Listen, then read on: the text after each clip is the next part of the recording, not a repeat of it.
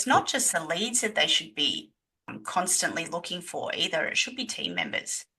So they should have two pipelines. They should definitely have a business development pipeline, but they should also have a recruitment pipeline. Some of the signs that we see on a regular basis is obviously that the owner is stuck in the day-to-day, right? So they're no longer doing what they're an expert in. Shift that mindset into a growth mindset. And then you can actually start to see all the different solutions because your mind is now open.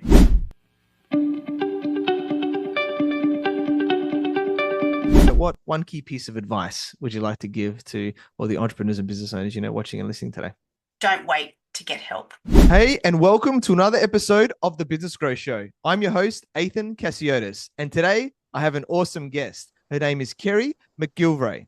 She is the founder of the Admin Superheroes and a fractional operations manager on a mission to help business owners reclaim their time and scale with ease. With a knack for streamlining systems and a playful superhero-inspired approach, she turns chaos into clarity for her clients. And when she's not optimizing businesses, you'll find her dancing, lifting weights, or plotting her next big adventure. Welcome, Kerrie, and thank you for being on the Business Growth Show. Thank you very much for having me. Excited to be here. Yeah, you're welcome. I'm sure it's going to be an awesome show for everyone watching and listening today. And you are a successful entrepreneur. So if you just want to, introduce yourself by telling us a little bit more about you and your journey. Sure. So, my journey, like most entrepreneurs, never take the straight standard route. So, I left school, I started a trade. It kind of led me down into the automotive and plumbing industry. And when I ventured into that plumbing industry, I ended up becoming the fixer. So instead of fixing cars, I started to fix businesses. So it kind of gave me all that skill set that I needed to diagnose and implement, streamline, and make things more efficient and solve problems at the root cause, not just at a surface level. So that then led me through into operations. I became business improvement specialists and ops managers, and I've just loved it ever since. Yeah, awesome. Great journey there. And how you're loving that. I think we've got similar backgrounds, where I was growing up as well as getting into those deep systems and, really important for people because, it's not just about selling, right? You've got to have the operations working well in a business so that you've got a successful business as well. So definitely very, very important part of it. And you are, having, I guess, fractional operations manager. So for those people, just don't know what this is, just for that, do you want to maybe just say how this differs, from other ways of having operations manager or, other things like that? Yeah. Yeah, so a standard operations manager you usually get for full-time hours. So a fractional operations manager is kind of a fraction of that hours. So you might bring us in for 10 hours a week because your business isn't big enough to have someone full-time yet. And that's the beauty. You get that access to the skills and the expertise so that you can still scale and grow your business without, trying to do everything on your own. Yeah. And definitely, I think with business owners, there's always like, no one can do it as good as me, or they're always trying to do it. But it's like, you've got to let go sometimes, right? And get other Yeah. people in there too. And do you want to maybe talk about, because I think from my side of things, what I see is like, when do you bring this person in, right? Because it's like, what are some of the signs of going, like, when do I take that leap and go, hey, I need to bring this, fractional operations manager in that's going to benefit, my Yeah, business. so some of the signs that we see on a regular basis is obviously that the owner is stuck in the day-to-day, right? So they're no longer doing what they're an expert in. They're not doing that. They may not even be doing any billable work anymore because they're too busy making sure everything's running in the background. They might be managing a small team. They're usually, by the time that they get to us, they are very, very fried and overwhelmed because they mentally can't make decisions. They've got decision fatigue like nothing else, and they just are so stuck in it they can't see a way out. And for us, that's where we really step in and shine because we just go, you know what? Don't worry about it. We will take all that off your plate. You go and work out what you want to do to scale your business. We will help you with strategies and implementation to make sure that that happens so that your dreams for that business can actually come true. And the other part that we really specialize in is managing the team for them. So becoming their gatekeeper because they grow a business, and sometimes those processes that they start at the beginning, if they're there at all, right? They don't grow with them because they've written them once, they've never looked at them since because they're too busy. Everyone comes to them asking questions, and they don't realize that that's because the process isn't clear. So we go through and make sure that those are all optimized so we can reduce the questions that you're getting from the team. We also make sure that the team aren't bothering you with every minute question that you really don't need to answer, that we can answer on your behalf. So we just become that gatekeeper to get their time back and protect it. Yeah, I love it. So true. I know. I remember I've been in businesses or, even in certain roles and you keep getting asked questions and you're wondering why things are never getting done. So I love that gatekeeper side of so they can focus on the important things in the business and setting up the processes, right? The SOPs is so important too, and making sure they're updated. So there's a couple of key things. Do you want to maybe talk a little bit more just about the tasks or something like that? Like what type of things would actually, apart from managing the team, and maybe setting up the processes, are there certain areas or tasks of the operations that sort of they can go in so that I guess the owners can go, oh yeah, that's the sort of where I can delegate or not have to worry about that, as well. Yeah, so there isn't much that we can't do. We won't get on a sales call. That's pretty much the line that we draw. Anything that's strategic or plan wise, so we can help them plan out their marketing strategy. We can make sure that the team implements it. We can help them when it comes to making sure that they're focused on billable stuff or, the growth of the business. So anything that gets in that way, we can take away. Literally anything. We can look at finance.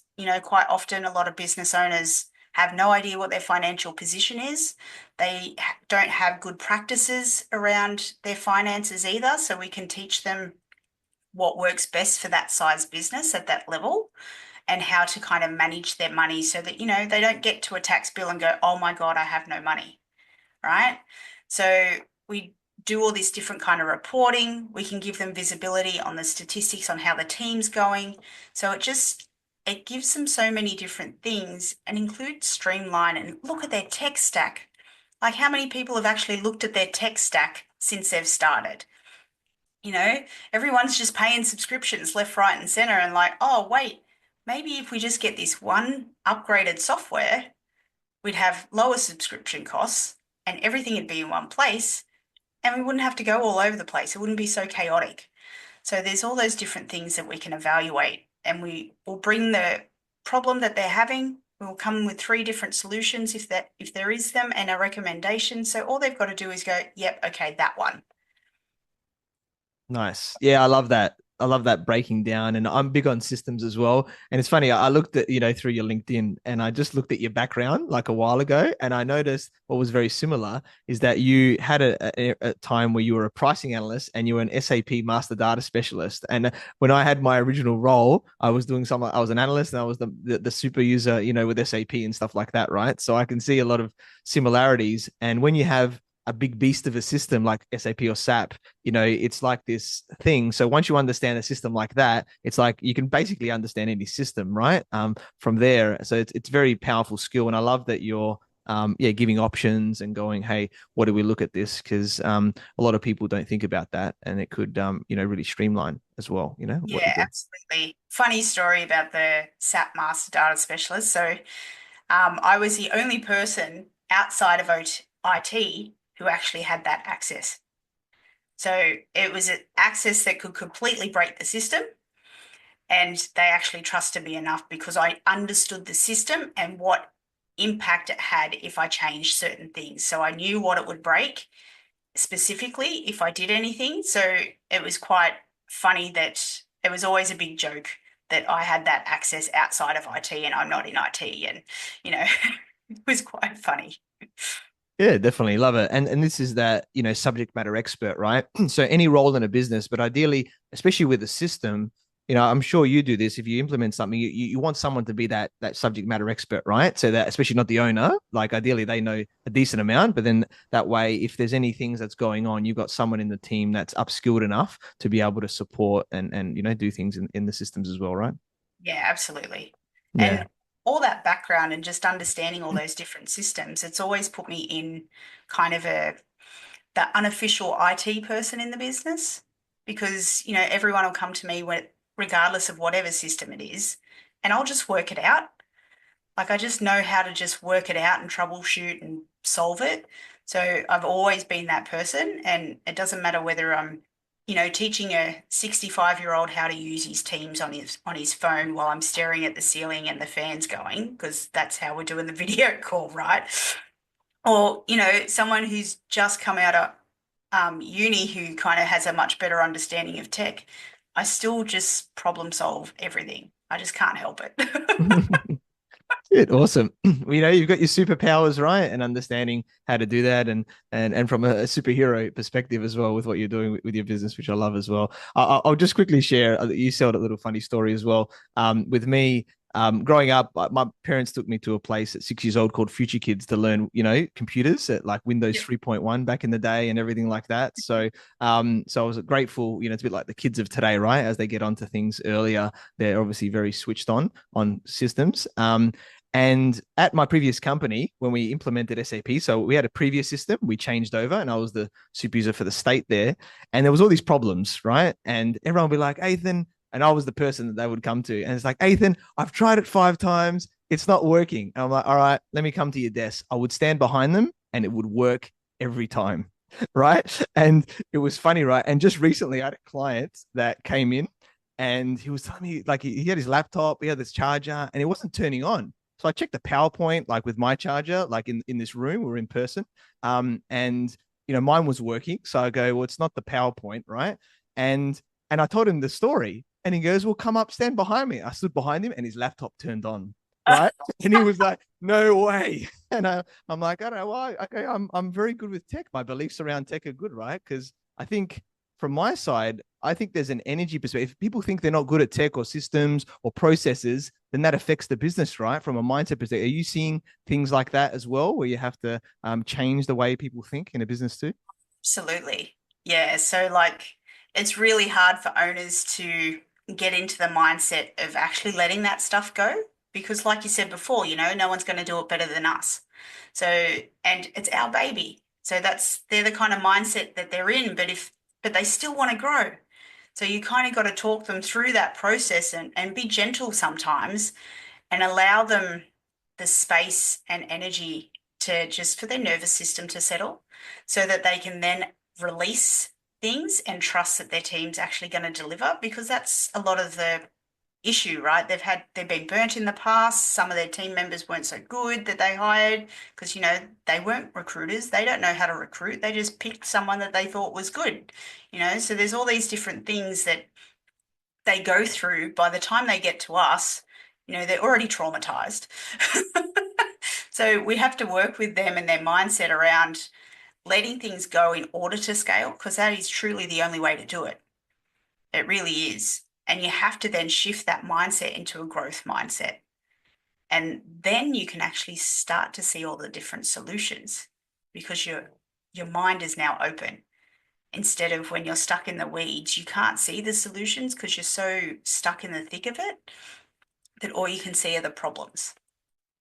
Yeah, love that. Completely agree. It's like, coaching and mentoring with what I do, right? It's that outside perspective, whether it's a fractional operation manager, someone coming from outside the business like you, coach mentors, things like that. There's huge amounts of value, right? In someone outside, because otherwise you're just doing the same thing over and over again. And what is it? Insanity, right? If you think there's going to be a That's different it. result. Yep, that's it. I love it. So do you want to talk maybe about because I think you talked about hiring a bit there, right? Recruiting, they don't know what they're doing. What does it look like from a onboarding perspective, right? Because that's always important, like how you start any person, right? But how you guys, I guess, come into a business, operations manager to make it, I guess, as smooth, as possible, as well Yep. for So everyone. Yeah. we will also help them recruit if they ever need to recruit because we've done it, plenty of times. But from the onboarding side, you obviously want that to be as seamless as possible. So you really do, if you don't have that process, and that's one of the processes that are always missing, is that onboarding because they don't do it so often. So they just go, "Oh, I'll just make it up as I go, right?" So nothing's ever the same every time someone comes on. So we definitely map out that process straight up. We make sure that we have all the documents in place that need to go out to the candidate. So once they've gone, yes, we want them on board, we send them their contract, we send them all the different forms that they've got to fill out for whatever it may be for the ATO or whatever it is. And we make sure that we set up an induction plan, we set up meetings with different team members so that they can meet everyone in the team, understand how everyone works together.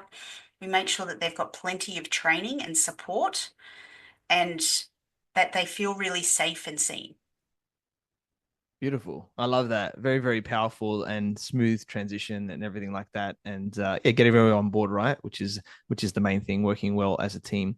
Um, let's talk about systems and processes here, especially, right? Because I think the process side is one of the things that is lacking, right? And I think from what I see, I'd love to know your perspective, is that a lot of people don't really know how to create processes really that well either. It's like, oh, let me put a few little lines on a document and that's a process or something, where it's not really a process, right? In terms of what they're doing. So do you want to share, I guess, best practice ways or something of how to actually, create processes in a business, or the way of thinking right behind it, to make sure that you got a well-oiled machine? Yeah. Yeah, so one of my favorite platforms actually to use for processes is Confluence.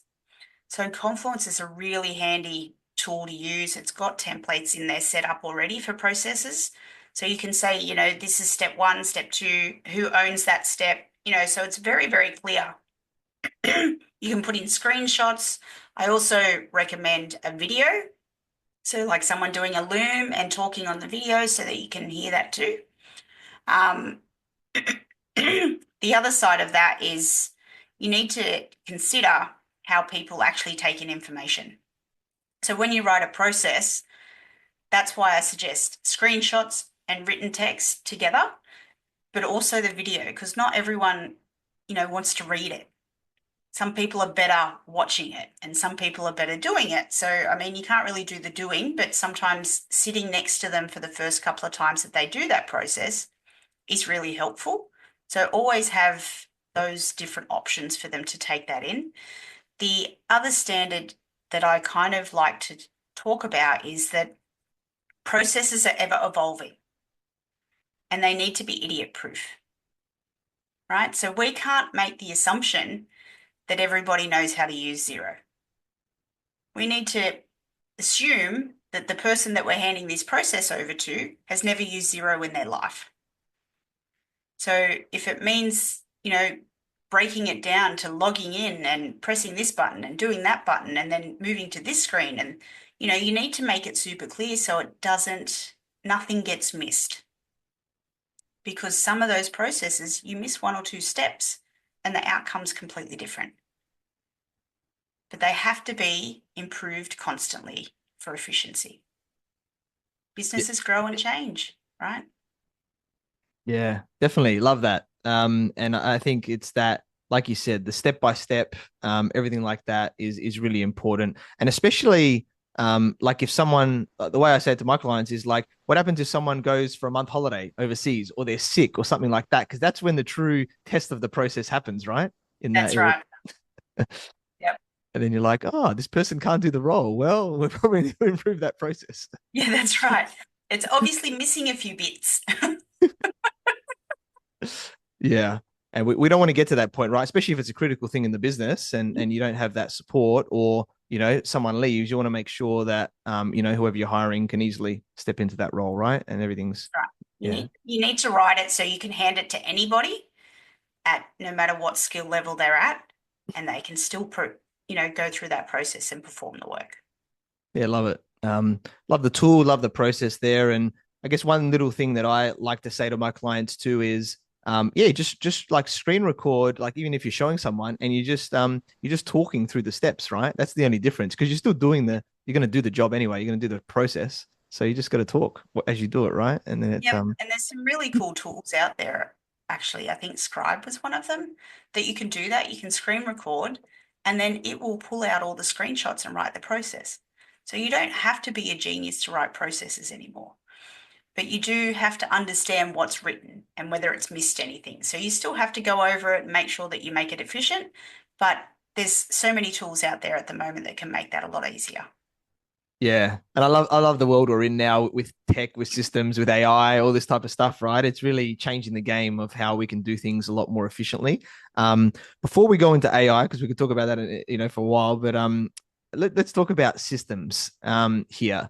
So I'd love to know from your perspective, because I always have this conversation with people, like what are some of the key, if you talk maybe from a higher level, some of the key systems generally, like, for example, a finance system like Xero or whatever. What are some of the key systems that people need in their business that they may not necessarily be aware, but that are like important, right, to have as part of their general systems? Yeah.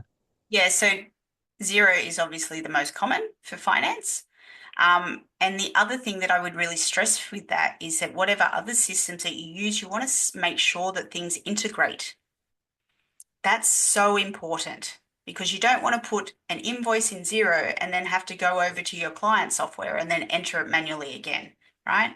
You want to be able to have that integration that goes both ways. So maybe in your CRM tool or your contract management tool, wherever you're doing all your client data, which could be HubSpot, it could be Moxie, it could be Ivory, any of those kind of things, or Salesforce even. Those are the kind of systems that will integrate with Xero. You can do all your invoicing in there and it just pushes it through. So you don't even have to worry about whether it's gone through. It's just there. You do your reconciliation part in Xero and your BAS and all the different things in there. But it's really important to have specialist tools in particular areas. There's a lot of tools out there that are almost a catch-all, but they can get a little bit pricey for a small business. So it's about that balance of finding the ones that work best for the business. Yeah, love that. Awesome stuff there. And yeah, I think CRMs are definitely really important, right? To measure that customer journey. And then depending on how every business is a little bit different on what we do. So that's why I sort of kept that at a higher level because you could you could drill down on every industry Oh, we almost could and things talk like for days. the days. That's right. We won't bore people too much apart from the nerds that like systems today, but maybe another time they can have a chat to you about all that with their business. So um do you ever get um any resistance or any challenges like coming in like from a business? Because obviously a lot of people don't necessarily like change or they like to stay comfortable, right? And you talked about that growth mindset before, which is so important.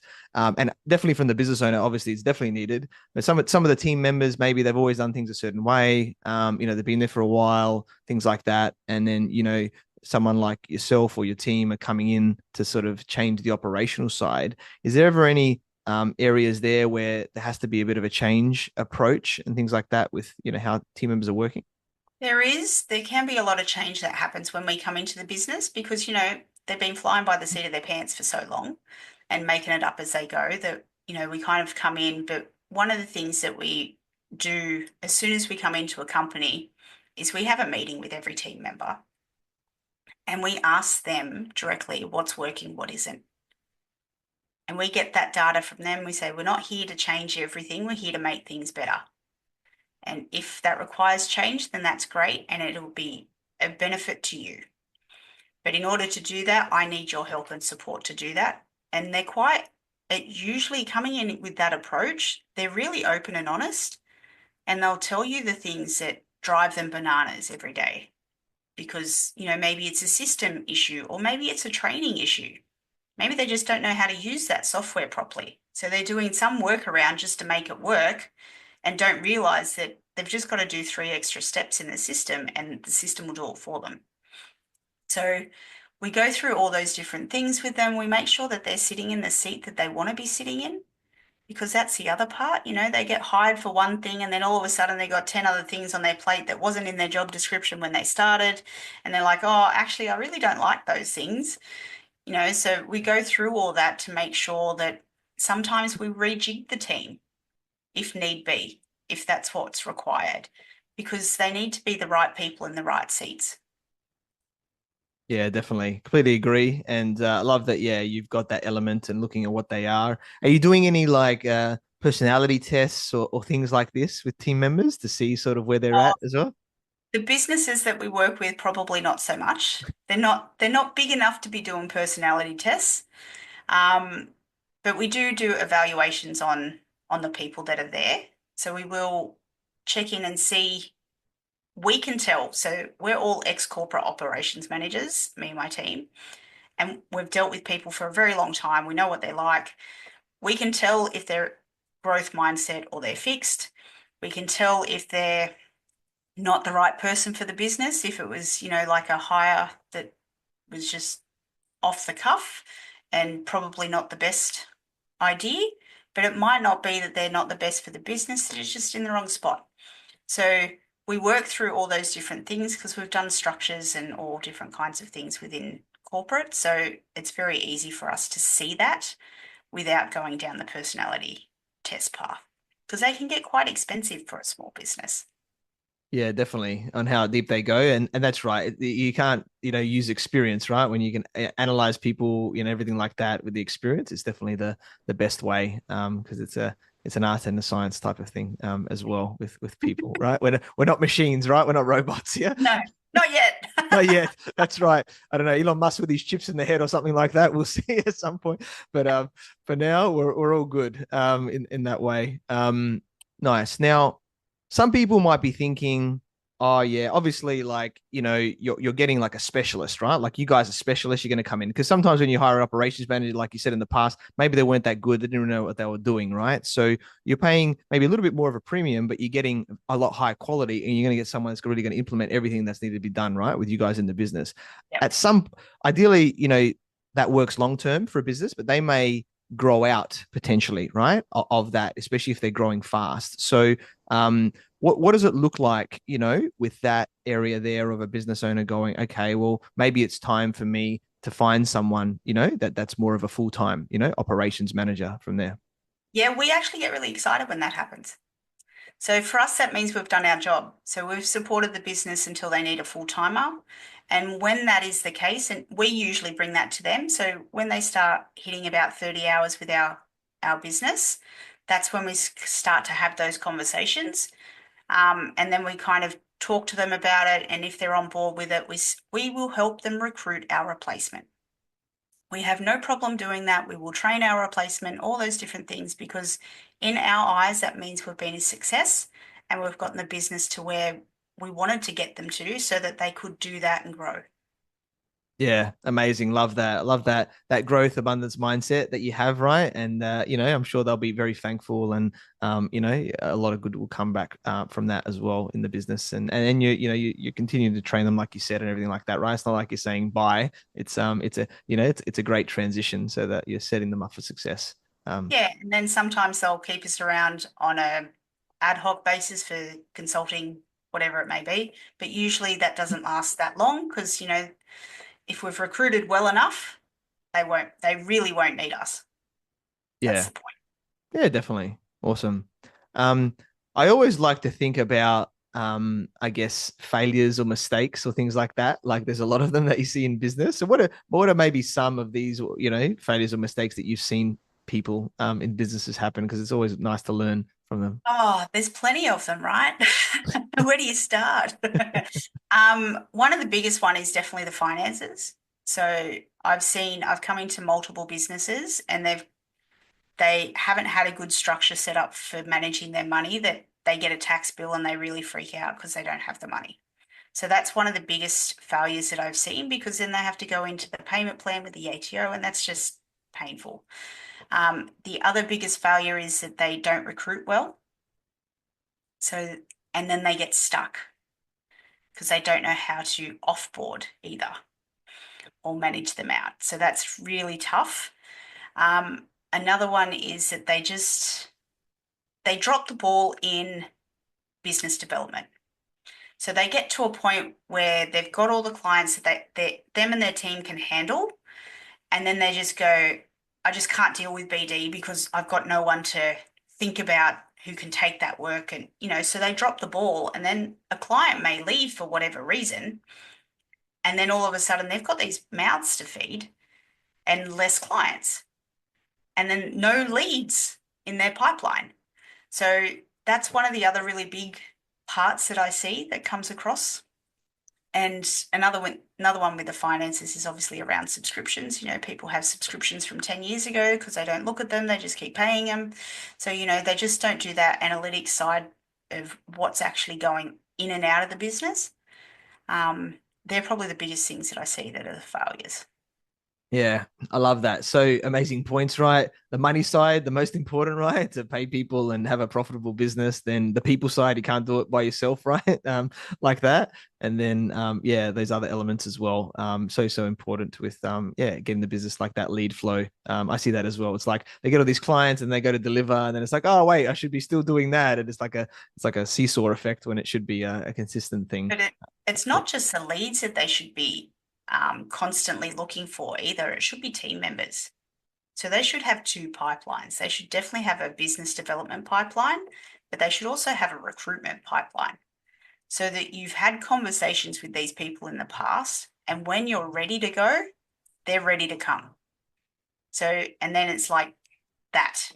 They're already on board with the mission. They love it. They want to go. And that's one of the things that I've really focused on a lot in the last probably 6 to 12 months is that recruitment pipeline. Because there's no use going out there and finding more clients if you've got no one who can do the work.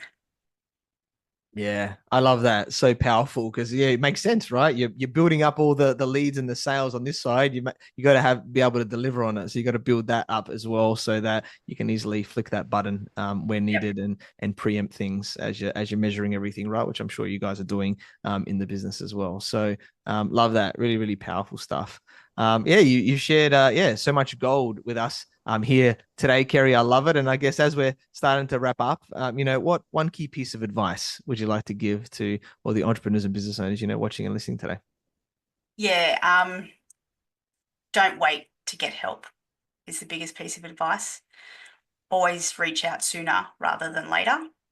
So if you think if you just got that feeling of overwhelm in your business, you've already waited too long. That's the sign. If you've got that bit of overwhelm and panic about trying to get everything done and you're not working on your business at all, you've waited too long. You need to go and get help. And don't be afraid. There's plenty of good people out there. Yeah. Love that. So true. Completely agree. And yeah, we connected, through our networks. I learned about your awesome journey from, yeah, providing various services, pricing systems, operations, and management to now being, yeah, the founder of the Admin Superheroes. Amazing woman, so knowledgeable. You shared so much gold with us here today, Kerrie, how to think about businesses and really have a well-oiled machine and have the great, team on board, in the business, as well as like, fractional, external as well to the business, that we're all working together, for the same result for success. And I'm sure you'll, yeah, continue to help, yeah, business owners reclaim their time and scale with these. Very grateful that we connect and look forward to connecting further with you. And so, Kerrie, how can, yeah, people find you and get in contact with you? Sure. So we're across all the social media channels. Obviously, there's our website, which is theadminsuperheroes.com. And obviously, you can find me on LinkedIn, both personal and business. Beautiful. Awesome. Well, definitely check out Kerrie there. All the social channels, the website definitely, and Kerrie specifically there on LinkedIn as well. All awesome stuff. And yeah, it's been a pleasure interviewing you, Kerrie, today. And thanks for being on the Business Growth Show. Thanks for having me. I've had a great time. Thank you, everyone, for watching and listening to this show where we talk about everything on business growth. And please like, subscribe, and leave us a 5-star review. You can find me on LinkedIn, Facebook, Instagram, and YouTube as Ethan Cassiotis, or visit my website, ethancassiotis.com. If you want to grow and scale your business, you can reach out to me on any platform to see if we're a good fit. I completely agree with you, or do I? The only way you know is if you tune in next time. So until next time, remember that our business grows when we learn skills and take action using them in spite of fear. So remember to design your growth and results.